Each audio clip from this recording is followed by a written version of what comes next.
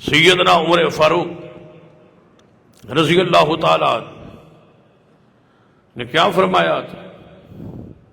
آپ نے ممبر کے کھڑے کھڑے فرمایا، آج کے بعد میں حق مار کا تقرر کر رہا ہوں،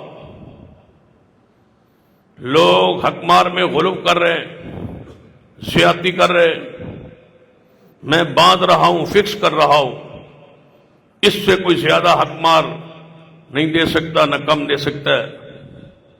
یہ آرڈیننس جمعے پر خطبے میں بحیثیت امیر المومنین جاری کرنے لگے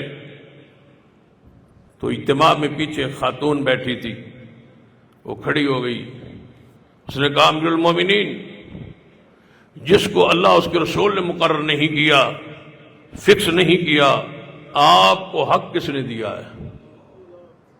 سیدنا عمر نے کیا فرمایا تھا کہ اس کو پکڑ لو، یہی مسلک اہل حدیث ہے، یہی دعوت اہل حدیث ہے، اسی منہج پر ہم ہیں جس پر صدیق و فاروق کھڑے۔